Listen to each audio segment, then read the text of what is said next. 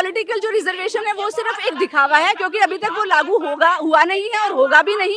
कब होगा ये किसी को इसकी कोई जानकारी नहीं है। अब आप बीजेपी के नेताओं को देख लीजिए, जो केंद्रीय मंत्री हैं वो तक बलात्कार के केसेस में जो है वो फंसे हुए हैं।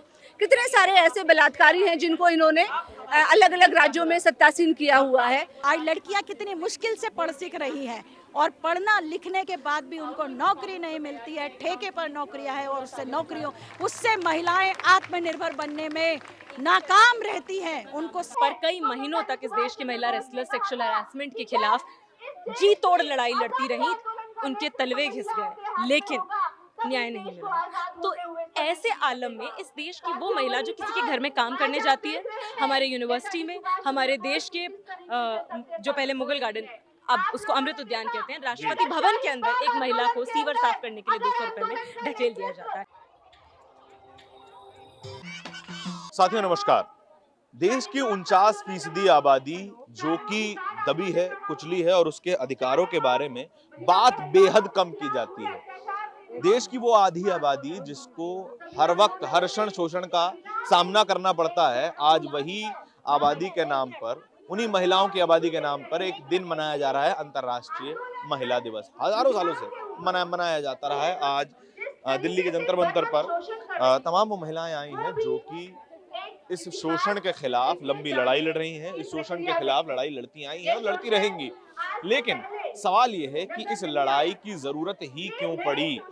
आज के जमाने में हम खुद को मॉडर्न कहते हैं, आज के जमाने में हम खुद को विकसित भारत कहते हैं, लेकिन फिर भी ऐसी खबरें आती हैं जहां पर 6 महीने, 8 महीने, 10 दिन 80-80 वर्ष की महिलाओं के साथ शोषण होता है। इसी के बारे में बात करेंगे। नमस्कार मैम, क्या नाम हो आपका? जी, मेरा नाम मुदिता है। जी मुदिता जी, हम 49% आबादी के नेतृत्व की बात करते हैं, प्रतिनिधित्व की बात करते हैं। आज की जो सरकार है वहां पर 3 बड़ी महिलाएं मौजूद हैं, राष्ट्रपति महिला हैं, वित्त मंत्री महिला हैं और दिल्ली में जहां हम खड़े हैं वहां की सीएम भी महिला हैं, अभी अभी निर्वाचित हुई हैं। लेकिन फिर भी महिलाएं सुरक्षित नहीं है, ये सवाल आज भी क्यों खड़ा है? देखिए, हम एक ऐसे देश में रहते हैं, इस शताब्दी के 25 वर्ष लगभग बीत चुके हैं, 1/4 हिस्सा बीत चुका है। आज़ादी, तथाकथित आज़ादी के 77 वर्ष बीत चुके हैं। आलम आज ये है कि आज भी इस देश में, इस देश की जो महिला जज हैं, अभी कुछ महीनों पहले की बात है, चीफ जस्टिस ऑफ इंडिया को खत लिखने के लिए मजबूर हैं, high court, Allahabad high court की जज, कि मैं आत्महत्या की परमिशन मांगना चाह रही हूँ। मैं सेक्सुअल हैरेसमेंट के खिलाफ लड़कर अपने लिए आप समझ रहे हैं, जुडिशरी में एक जज, न्यायपालिका के एक जज ये गुहार लगाने के लिए मजबूर है। इस देश की शीर्ष महिलाओं की हालत अगर आपको बता दें, यहीं पर, इसी स्थल पर कई महीनों तक इस देश की महिला रेसलर सेक्सुअल हैरेसमेंट के खिलाफ जी तोड़ लड़ाई लड़ती रही, उनके तलवे घिस गए, लेकिन न्याय नहीं मिला। तो ऐसे आलम में इस देश की वो महिला जो किसी के घर में काम करने जाती है, हमारे यूनिवर्सिटी में, हमारे देश के जो पहले मुगल गार्डन, अब उसको अमृत उद्यान कहते हैं, राष्ट्रपति भवन के अंदर एक महिला को सीवर साफ करने के लिए 200 रुपए में ढकेल दिया जाता है। आज ऐसा आलम है इस देश में कि अगर बीजेपी का प्रदेश नहीं है, वहां पर महिला के खिलाफ कोई वारदात सामने आती है तो उसको सेंसेशनलाइज करके पेश करने में पूरा मीडिया पीछे लग जाएगा, मेन स्ट्रीम मीडिया से लेके हर तरह का मीडिया। लेकिन उसी केंद्र की सरकार के जो प्रदेश हैं वहां पर महिलाओं को मणिपुर में नंगा करके घुमाया जाता है, उनकी वीडियो बनाकर सर्कुलेट किए जाते हैं, तो बीजेपी के नेता कहते हैं कि शर्मनाक ये घटना नहीं है, शर्मनाक ये है कि ये पब्लिक डोमेन में आ गया और लोगों को पता चल गया। हम उसी देश में रहते हैं जहां पर बिल्किस बानो के गैंग रेपिस्ट्स को उनकी सजा माफ करके, मालाएं पहनाकर कि ये तो ब्राह्मण है, कुलीन है, अच्छे संस्कार के हैं, उनकी सजा माफ कर दी जाती है। उसी देश में रहते हैं जहां पर आज भी न जाने कितनी बच्चियों को उनका रेप करके पेड़ से टांग दिया जाता है, एक FIR दर्ज नहीं होती है उनको न्याय मिल पाने की दिशा में। आज देश की राजधानी में एक वन स्टॉप सेंटर नहीं है। निर्भया को हुए कितने साल हो गए, निर्भया के फंड में बजट में हर साल कटौती हो रही है। इस साल भी जो बजट पेश हुआ है उसमें महिलाओं के लिए अलग अलग सेक्टर्स में बराबर कटौती हुई है। निर्भया फंड, बेटी बचाओ बेटी पढ़ाओ का हम सभी जानते हैं, जो बजट एलोकेट होता है उसका 70, 80, 90% सरकार अपने प्रचार में खर्च कर दे रही है। तो इससे ज्यादा हम देश की राजधानी में जो महिलाएं, इस देश की 90% से अधिक महिलाएं इनफॉर्मल सेक्टर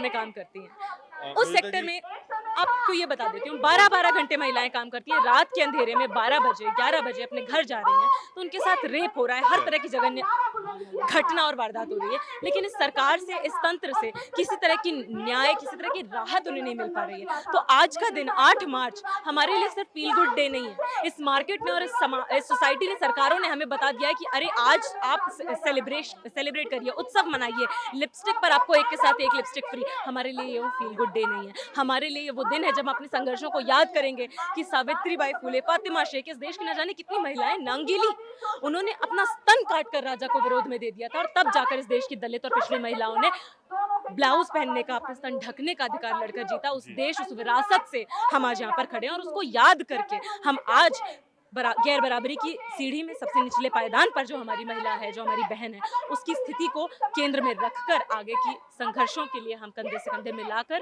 संकल्प लेंगे। हमारे लिए वो दिन है। मोहिता जी, सारे सवाल वाजिब हैं, इन पर कोई सवाल नहीं किया जा सकता है, लेकिन यही वो सरकार है जो पहली बार विमेन रिजर्वेशन बिल लेके आती है पॉलिटिकल रिजर्वेशन के लिए। हालांकि वो 2029 में जो है लागू होगा।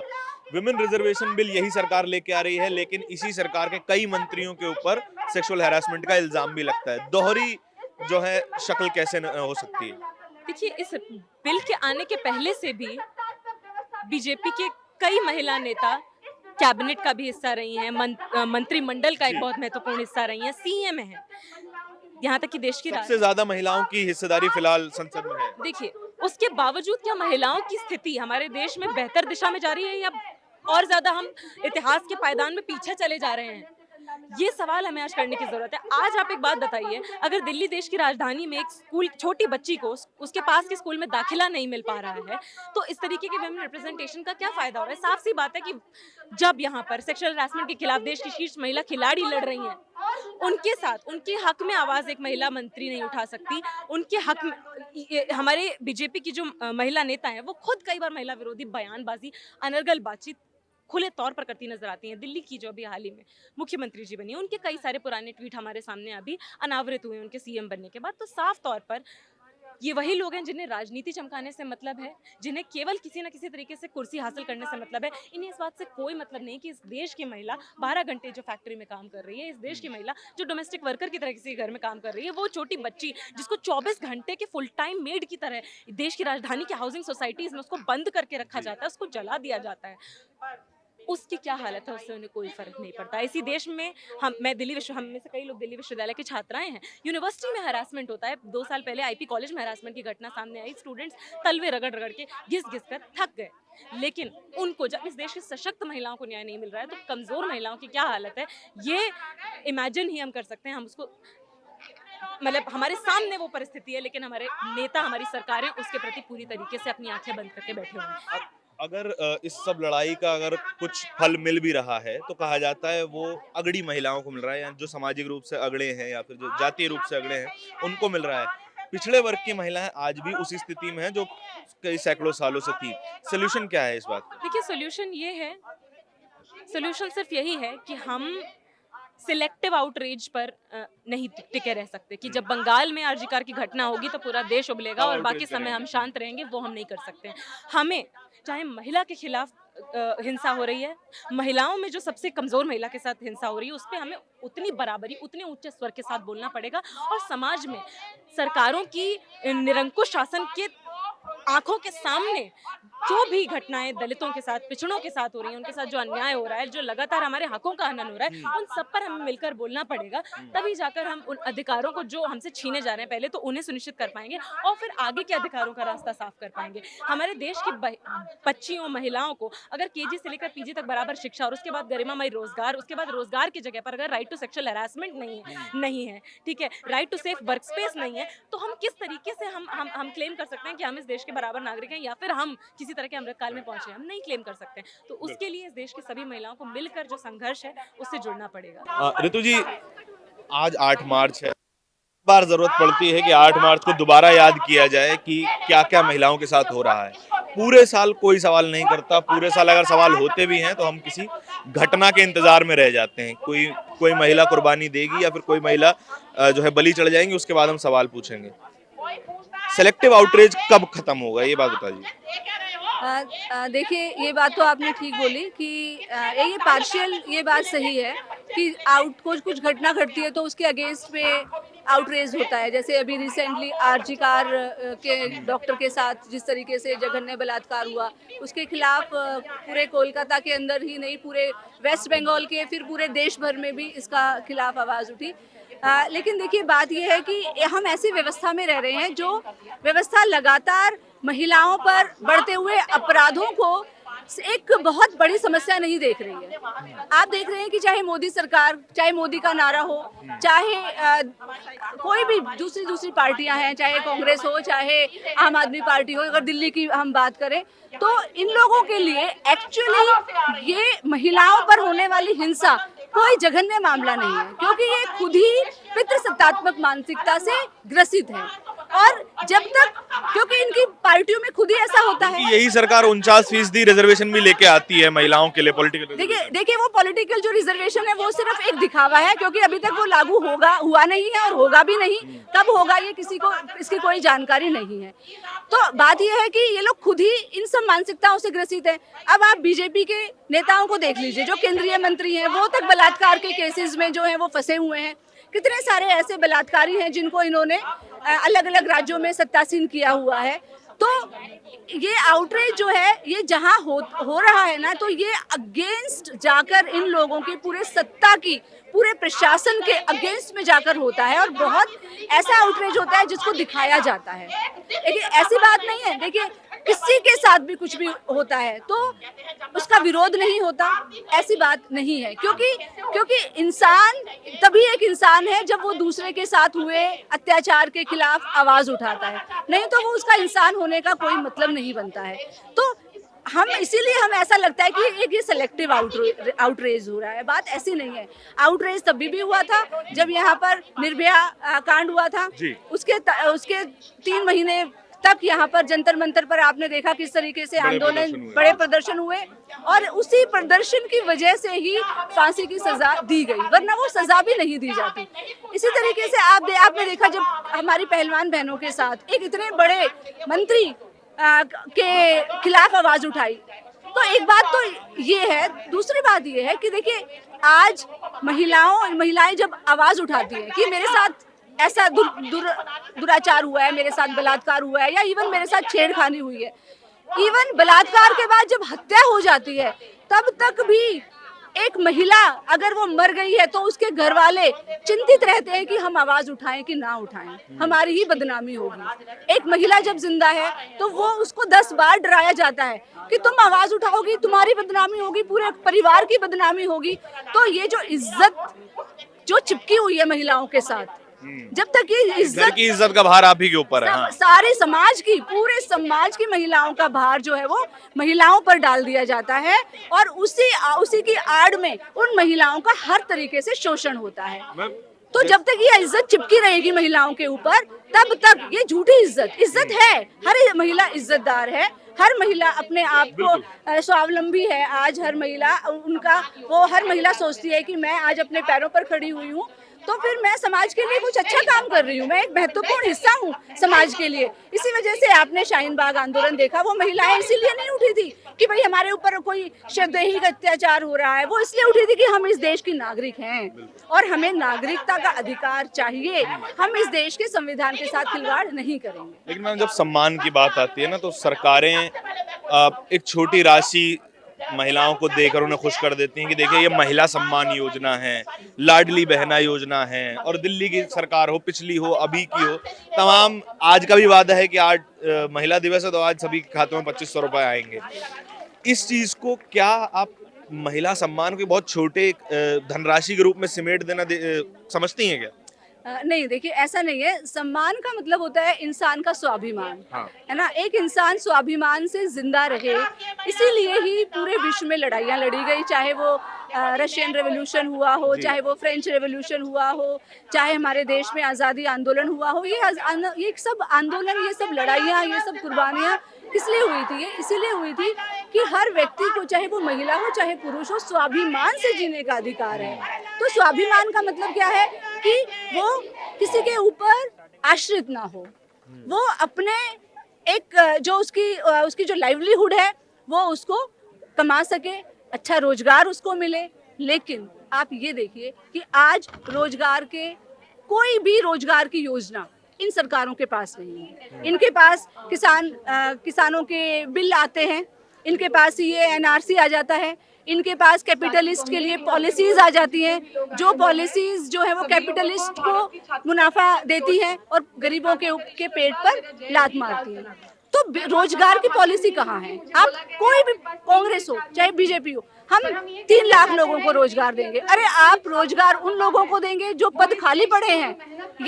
आप सरकार में थे तभी भी आपने ये काम नहीं किया। मोदी सरकार का तो कहना ही क्या है, हम 1 करोड़ 2 करोड़ 5 करोड़ रोजगार देंगे और उससे भी ज्यादा करोड़ रोजगार जो है वो हर रोज लोग बेरोजगार हो रहे हैं। चाहे कोई आप देखो कोई भी फैक्ट्री हो, चाहे कोई वो मारुति की फैक्ट्री हो, चाहे कोई होंडा की फैक्ट्री हो, चाहे वो एयरलाइंस हो। अब इनकी बात तो छोड़ दीजिए, इतनी बड़ी बड़ी जो अमेरिकन कंपनीज थी जहां पर हमारे देश के बड़े बड़े IITians काम कर रहे थे, उनको एक झटके में हजारों की संख्या में निकाला जा रहा है।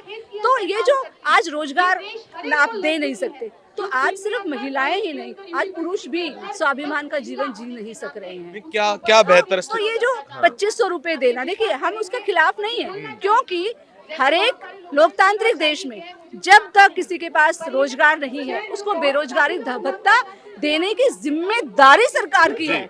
ये कोई हमारे ऊपर एहसान नहीं करते हैं कि हम 50-2100 रुपए दे रहे हैं, हमारा ही टैक्स का पैसा वापस आ रहा है, हमारा ही तो पैसा है। विदेशों में आप इसी पैसे को MCD में दे दिया जाता है जो लोगों के लिए काम करेगी, है ना। कितनी सारी कंट्रीज है कि जो जनता के टैक्स का पैसा है उनको जनता को ही दिया जाता है। लेकिन आज हमारे टैक्स का पैसा कहाँ जा रहा है आपको पता है? कहीं नहीं पता, हमें कोई नहीं जान सकता वो पैसा किसकी जेब में जा रहा है। तो ये जो पैसा दे रहे हैं हम इसके खिलाफ नहीं है, देना चाहिए। जब तक आप रोजगार नहीं दे सकते हो, सरकार की जिम्मेदारी बनती है कि वो इस देश के महिला हो चाहे पुरुष हो उनको भत्ता दे, उनको जीवन को सुरक्षित करने के लिए वो साधन मुहैया करवाए, उनको फ्री में बस दे। आज ही कहते हैं कि हमने बस फ्री कर दी, अरे बस फ्री आपने नहीं करी है, ये हमारा अधिकार है। आपने बिजली पानी फ्री नहीं करी है, ये इस देश की जनता का अधिकार है। हम एक पेन पर भी टैक्स देते हैं।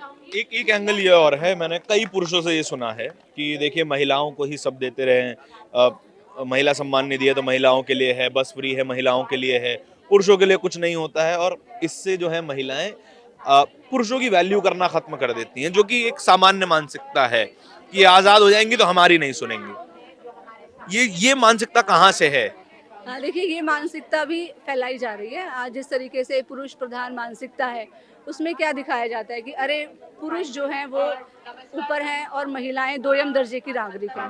तो महिलाओं को तो सबमिसिव होना है, उनको बिल्कुल चुपचाप हर चीज़ सहनी है, उनको तो घरों की जिम्मेदारी लेनी है, बाहर नारे लगाना या समाज परिवर्तन की बात करना, पढ़ना लिखना, ये सारी चीज़ें तब उतना ही करें जितना पुरुष उनको करने दें। उससे ज्यादा अगर वो अपनी सोच समझ लगाती हैं, अगर वो अपने दिमाग से अपने विचार रखती हैं, तो ये नहीं हो सकता। क्योंकि आपने देखा होगा गार्गी का एग्जाम्पल हमारे वेदों में, तो ज्ञानवल्क्य जी जो थे उन्होंने कहा था इससे ज्यादा सवाल उठाए ना तुम्हारा सर तोड़ दूंगा मैं, तुम्हारे है ना, तुम्हारे टुकड़े टुकड़े कर दिए जाएंगे। तो आज वही जो मानसिकता है, आज याज्ञवल्क्य जी की जो मानसिकता है, जो सोच है, उसी को ही फैलाने वाली सरकार सत्ता में बैठी है। ये महिला विरोधी सरकार है, ये मनुवादी सरकार है, ये पितृसत्तात्मक सरकार है जो आज यही बोलती है अरे पुरुष के आगे बोल दिया, अरे आवाज उठा दी। इसीलिए ये सारी चीजें हैं, वरना आज बेरोजगार पुरुष कितने हो रहे हैं ये बात भी तो देखिए। इतने बेरोजगार पुरुष हैं, तो आज हम लोग ऐसा समझते हैं कि आज ना ही तो रोजगार पुरुषों को मिल रहा है, ना हिंदुओं को मिल रहा है, ना मुसलमानों को मिल रहा है, ना शूद्रों को मिल रहा है, ना ब्राह्मणों को मिल रहा है। आज हम सभी को एक साथ मिलकर जरूरत है महिला पुरुष का भेदभाव, जाति धर्म का भेदभाव त्याग कर इनके खिलाफ लड़ाई छेड़नी पड़ेगी, तभी ये हम लोगों के अधिकार हमें देंगे। वरना ये बांटते रहेंगे, तुम पुरुष हो, तुम तो ऊपर हो, महिलाएं नीचे हैं, तुम मुस्लिम हो इसलिए तुम्हें तो जाना चाहिए इस देश से, तुम्हारी वजह से तो रोजगार नहीं मिल रहे हैं। तो ये सारा भ्रमित कर रहे हैं। ये आज जरूरत है हर मेहनतकश को, हर महिला को एक साथ मिलकर आवाज उठाने की, तभी हम ये भेदभाव से जो है वो मुक्ति पाकर अपने अधिकार की लड़ाई, अपने स्वाभिमान की लड़ाई जो है वो लड़ सकते हैं और अपने समाज को ऊपर ले जा सकते हैं। पूनम जी, जिस तरीके से आज महिला दिवस है, आज ही का वादा था कि आज हम महिलाओं को 2500 रुपए देंगे, क्या महिलाओं का सम्मान सरकारों के लिए महज एक धनराशि बन गया है? देखिए, मोदी जी ने बड़ी गारंटी दी थी हाँ। कि 8 मार्च के दिन ये राशि महिलाओं के खाते में आ जाएगी। ये मोदी की गारंटी है जी। और हम देख रहे हैं कि आज शायद क्राइटेरिया घोषित होगा कि किसको मिलेगी, किसको नहीं मिलेगी। जी। जब चुनाव में वोट लेना था तब तो आपने नहीं कहा था कि इसको मिलेगा और इसको नहीं मिलेगा। तो ये तो शायद क्या, इनका एक और जुमला सब महिलाओं को। और एक बात और, जैसा आपने पूछा कि इनके नज़र में महिलाओं की परिस्थिति, उसका सम्मान केवल 2500 रुपए से इनकी नज़र में किया जा सकता है, क्योंकि दरअसल इन्हें पता है इन्होंने महिलाओं की हालत क्या कर दी है। खुद माननीय प्रधानमंत्री जी कहते हैं कि अरे 80 करोड़ लोग 5 किलो राशन पर हैं। जाहिर सी बात है उस 80 करोड़ में आधी आबादी महिलाओं की भी है। जाहिर सी बात है कि इनको पता है कि आज जिन नीतियों को ये पिछले 10 सालों से लागू कर रहे हैं, बहुराष्ट्रीय कंपनियों को जीवन के सभी पहलू थोपती हुई, हमारे प्राकृतिक संसाधन, हमारी श्रम संपदा को बहुराष्ट्रीय कंपनियों, कॉरपोरेट घरानों की लूट के लिए छोड़ने के लिए, और उन नीतियों का नतीजा है कि आज महंगाई बढ़ गई है। उन नीतियों का नतीजा है कि नौकरियों में ठेकेदारीकरण है।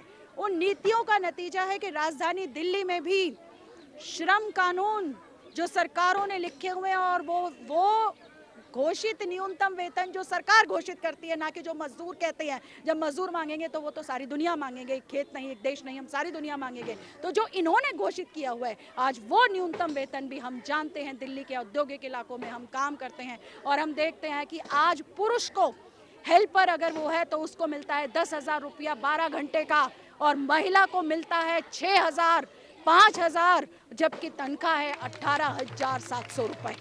तो इनको पता है कि इन्होंने महिलाओं की ये स्थिति कर दी। आज इनको पता है कि औरतें जब नौकरी ढूंढने निकलती हैं तो नौकरियां ठेकों के ऊपर नौकरियां हैं। आज लड़कियां कितनी मुश्किल से पढ़ सीख रही हैं और पढ़ना लिखने के बाद भी उनको नौकरी नहीं मिलती है, ठेके पर नौकरियां हैं, और उससे महिलाएं आत्मनिर्भर बनने में नाकाम रहती हैं, उनको स्वावलंबन नहीं हो पाता है। और इनको पता है इन्होंने ये हालत कर दी है, इसलिए इनको लगता है किसी तरीके से, क्योंकि इन्होंने हालत इतनी खराब कर दी है, ये 2,500 रुपए देकर के लुभाने की चेष्टा करते हैं।